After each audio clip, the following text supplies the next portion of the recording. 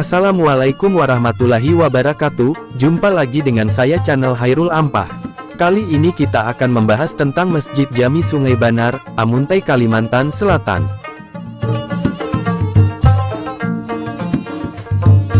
Masjid pertama di negeri Sungai Banar, sekarang Amuntai Selatan ini berdiri pada tahun 1218 Hijriah atau 1804 Masehi yang dapat dilihat dari catatan pahatan pada beduk yang masih dimanfaatkan. Diceritakan bahwa ada beberapa warga Amuntai, yang waktu itu ada yang sedang belajar kepada Syekh Muhammad Arsyad Al-Banjari di Martapura, diberi saran dari Syekh agar dibangun sebuah masjid di wilayah Amuntai selain kitab suci Al-Quran tulisan tangan. Hal ini dikarenakan pada saat itu belum ada masjid sama sekali. Bak Gayung bersambut, saran itu pun disambut hangat warga Amuntai. Secara bersama, masyarakat mempersiapkan pembangunan masjid, seperti batu-batu, kayu, sirap. Hingga kini, bahan baku masjid seperti kayu ulin, tiang, balok, papan dan sirap masih dapat disaksikan di sekitar masjid. Lokasi pertama yang dipilih sekitar 500 meter dari lokasi masjid yang sekarang. Keanehan terjadi menjelang pemasangan tiang masjid. Proses ini dinamakan batajak tiang dalam bahasa Banjar. Mendadak masyarakat terkejut melihat sejumlah tiang besar yang terbuat dari kayu ulin itu hilang dari tempat pembuatannya. Setelah dilakukan pencarian, tiang-tiang itu ditemukan di tepi sungai di lokasi yang sekarang. Ketika itu, sungainya belum ada namanya. Tentu saja kegaduhan muncul mengenai siapa yang memindahkan tiang-tiang yang memiliki bobot beberapa ton itu.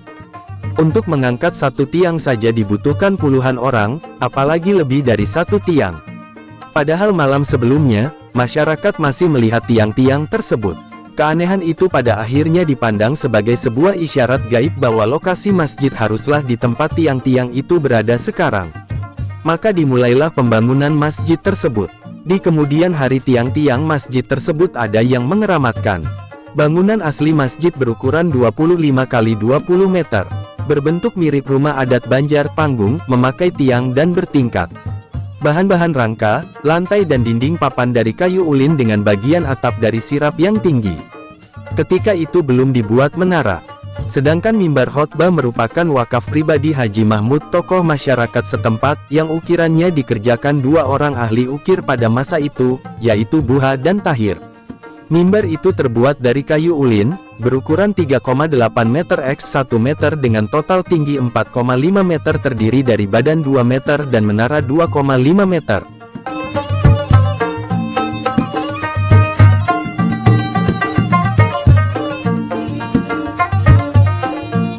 Setelah masjid ini dibangun, terjadi lagi peristiwa aneh. Ketika masyarakat bersyukur menyaksikan jerih payahnya rampung, mereka bermusyawarah menentukan nama terbaik buat masjidnya itu. Namun, belum ada keputusan yang diambil. Tiba-tiba datanglah sebuah perahu yang merapat di tepi sungai dekat masjid. Penumpang perahu yang tampak seperti pedagang itu pun turun dan meminta izin masyarakat untuk menunaikan sholat. Karena kebetulan bertepatan tibanya dengan waktu sholat. Tentu saja masyarakat merasa senang, karena orang itu merupakan jamaah sholat yang pertama dari daerah lain. Setelah sholat, orang itu kembali melanjutkan perjalanannya. Tetapi masyarakat terkejut melihat sebuah kantong berisi uang tertinggal di tepi sungai dekat perahu tadi bersandar. Mereka pun sepakat untuk menyimpannya kalau-kalau orang itu kembali. Apalagi setelah diingatnya orang itu berperilaku baik dan alim. Benar saja, beberapa hari kemudian orang itu datang lagi. Masyarakat pun kembali bergembira melihat si pemilik kantong berisi uang yang cukup banyak itu. Mereka bukan saja menyerahkan hak orang itu, melainkan juga menjamunya makan. Pada waktu itulah, orang yang tidak diketahui jati dirinya itu berkata, "Orang-orang sini banar-banar kadadan nang culasnya, orang-orang di sini semuanya jujur, tidak ada yang culas atau curang." Terjemahan dari bahasa Banjar. Kemudian orang itu bertanya seputar nama sungai tempat perahunya ditambat dan juga nama masjid yang baru dibangun itu. Masyarakat serentak menggelengkan kepalanya. Baik sungai atau masjid memang belum ada namanya. Orang itu pun tersenyum sambil berkata, "Bagaimana kalau sungai itu diberi nama Sungai Banar dan masjidnya diberi nama Masjid Sungai Banar?" Serentak masyarakat bertakbir memuji kebesaran Allah. Kebuntuan masyarakat menamai masjid pun terpecahkan. Setelah itu, pria itu pun pergi. Tidak seorang pun mengetahui asal-usulnya.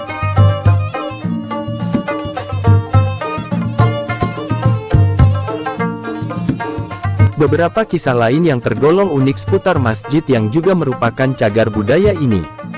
Pada zaman dulu, apabila terjadi pertikaian antar suku, maka mereka melakukan pembicaraan damai di masjid ini. Sebagaimana diungkapkan Ruben, warga suku Dayak Kenyah yang tinggal di wilayah Muara Kate, Tabalong. Menurutnya, cerita seputar karomah masjid itu didapatnya dari orang-orang tua dulu. Dia menceritakan, pernah ada pertikaian warga. Maka di antara mereka yang bertikai itu kemudian mengambil inisiatif untuk mengadakan perjanjian damai di Masjid Jami. Padahal lokasi pertikaian itu sendiri jauh dari wilayah Amuntai. Terkadang yang bertikai pun berlainan keyakinan dengan ulama. Ketika itu ulama-ulama besar memiliki karisma yang diyakini mampu mengakhiri pertikaian. Konon mereka yang bertikai itu melakukan perdamaian di dekat salah satu tiang masjid. Hingga kini, ada sebagian orang yang mengeramatkan tiang perdamaian tersebut, begitulah sebuah kisah tutur turun-temurun yang masih hidup. Uniknya lagi, tiang yang dikeramatkan itu pun tidak semua orang mengetahuinya.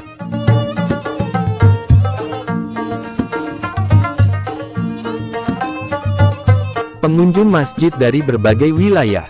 Keyakinan sebagian orang terhadap karomah masjid ini, setidaknya dibuktikan sejumlah mahasiswa IAIN Banjarmasin yang melakukan penelitian seputar maksud tujuan orang berkunjung atau berziarah ke Masjid Jami. Hasilnya cukup mengejutkan, ternyata peziarah datang dari berbagai daerah di Indonesia. Bahkan ada juga dari negara tetangga. Banyak di antara peziarah yang datang bermaksud melakukan tirakat untuk suatu hajat tertentu. Pada saat tirakat mereka biasanya juga bernazar, apabila hajatnya terkabul maka akan datang lagi untuk menunaikan nazarnya. Ada kepercayaan di masyarakat bahwa kalau mau pergi haji, datanglah ke Masjid Jami. Maksudnya adalah, apabila seseorang berkeinginan beribadah haji ke Makkah, tetapi kekurangan atau bahkan tidak ada dana yang mencukupi, maka mereka datang ke Masjid Jami untuk melakukan tirakat. Namun tidak semua yang tirakat di Masjid Jami berhajat naik haji. Ada di antara mereka yang ingin mendapat jodoh, usahanya laris, dan lain-lain. Semua itu merupakan hal wajar dan sah-sah saja. Selain tempat ibadah juga pernah dipergunakan para pejuang kemerdekaan RI untuk menyusun strategi melawan penjajah Belanda. Masjid ini sudah masuk dalam daftar cagar budaya dan banyak dikunjungi orang untuk berziarah.